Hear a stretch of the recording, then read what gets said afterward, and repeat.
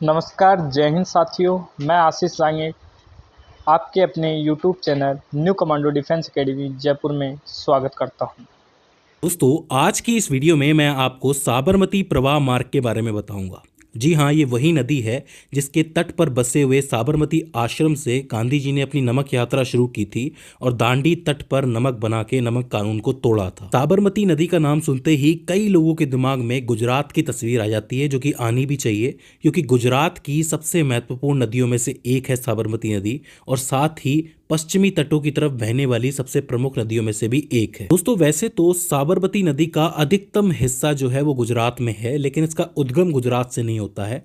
इसका उद्गम राजस्थान की दक्षिणी अरावली पर्वत श्रृंखला से होता है, जहां पे उदयपुर भी बसा हुआ है। मैं आपको बता दूं कि उदयपुर को झीलों के प्रदेश के नाम से जाना जाता है, क्योंकि यहाँ पे बहुत सारी झीलें हैं। उन्हीं झीलों में से एक है ढेबर झील, जो कि दक्षिणी अरावली पर्वत श्रृंखला में है, और वहीं से उद्गम होता है साबरमती नदी का। बहाव की बात की जाए तो राजस्थान के उदयपुर से निकल के तकरीबन 48 किलोमीटर का सफर तय करके साबरकांठा से गुजरात में प्रवेश करती है। इसके बाद ये गुजरात में तकरीबन 323 किलोमीटर का सफर तय करती है। अर्थात 48 किलोमीटर और 323 किलोमीटर को आप मिलाओगे तो इस नदी की टोटल लंबाई 371 किलोमीटर हो जाएगी।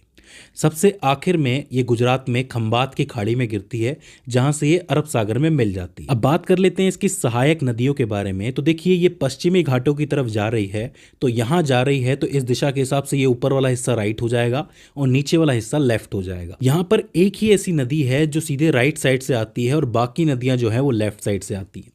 सबसे पहली नदी ही जो है वो राइट साइड से आती है, जो कि पडरन गांव से निकलती है उदयपुर से, जिसका नाम है सेई नदी, और वो गुजरात के महूदी में आके साबरमती नदी से मिल जाती है। तो ये काफ़ी ज़रूरी नदी हो जाती है, पहली है और राइट साइड से आती है। कौन सी है? सेई नदी है। अब इसके अलावा जितनी भी नदियां आएंगी वो सब लेफ्ट साइड से आएंगी, और ज़्यादातर नदियां जो हैं वो राजस्थान के उदयपुर से ही आएंगी। जैसा कि मैंने कहा था कि उदयपुर झीलों का शहर है, तो यहाँ से कई सारी नदियां निकलती हैं जो इसकी सहायक नदियां हैं। दूसरी नदी जो लेफ्ट साइड से आती है वो है वाक्कल नदी, जो कि उदयपुर से आती है अरावली पर्वत श्रृंखला से, और मेहदी के कुछ आगे आके साबरमती नदी से मिल जाती है। इसके बाद आती है हाथमती नदी, जो कि अरावली पर्वत श्रृंखला से निकलती है, जो कि आके सीधे यहाँ मिलती है। अब यहाँ पे ध्यान देना कि हाथमती नदी की भी एक सहायक नदी है जिसका नाम है गुहाई नदी। पूछ लिया जाता है, गुहाई नदी हाथमती नदी में मिलती है और हाथमती साबरमती नदी के अंदर मिलती है। इसके बाद एक और नदी आती है जिसका नाम है खारी नदी, जो साबरमती में आके मिलती है, और इसकी खास बात यह है कि ये बहुत सारा जल लेके आती है और साबरमती के जल को प्रगाढ़ कर देती है, ज़्यादा कर देती है। तो खारी एक इंपॉर्टेंट नदी हो जाती है।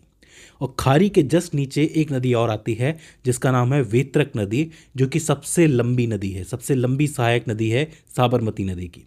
वेत्रक नदी जो है वो राजस्थान के डूंगरपुर की पहाड़ियों से निकलती है, तो काफ़ी ज़रूरी हो जाती है। तो ये सारी नदियां हैं जो लेफ्ट साइड से आती है। कौन कौन सी है? वाकल है, हाथमती है, हाथमती की एक सहायक नदी गुहाई नदी है, इसके बाद खारी है, और एक है आपकी वेत्रक। इधर से राइट साइड से सिर्फ एक नदी है, सेई नदी। तो ये वो सहायक नदियां हो जाती है जिसके बारे में सवाल पूछ लिया जाता है। इसके बाद पूछा जाएगा कि वो कौन से जिले हैं प्रमुख जो इसके आसपास बसे हुए हैं। तो देखो, साबरकांठा तो एक जिला हो जाता है। इसके अलावा अहमदाबाद, जो कि वाणिज्य राजधानी है गुजरात की, एक गांधीनगर है जो राजनीतिक राजधानी है गुजरात की, एक महसाना क्षेत्र भी हो जाता है, इसके बारे में भी सवाल पूछा जाता है, और एक आपका आनंद जिला भी हो जाता है। तो साबरकांठा, गांधीनगर, अहमदाबाद, महसाना और आनंद जिला, ये काफी जरूरी जिले हैं, इनको जरूर याद रखना। बात करें इसके ऊपर बने बांध के बारे में, तो एक बांध है जिसके बारे में प्रश्न बहुत बार पूछ लिया जाता है, जो कि महसाना में बना हुआ है, जिसका नाम है धरोई बांध। याद रखना, धरोई बांध, जो कि महसाना के अंदर बना हुआ है। इसके अलावा साबरमती आश्रम है जो अहमदाबाद में बना हुआ है। अब बात कर लेते हैं परियोजनाओं की। तो दो ऐसी परियोजनाएं हैं जो इसके आसपास के क्षेत्र को सुधारने में लगी हुई हैं और काफ़ी ज़रूरी है, सवाल पूछ लिया जाता है। एक तो है साबरमती नगर विकास योजना और दूसरा है Sabarmati river front development project.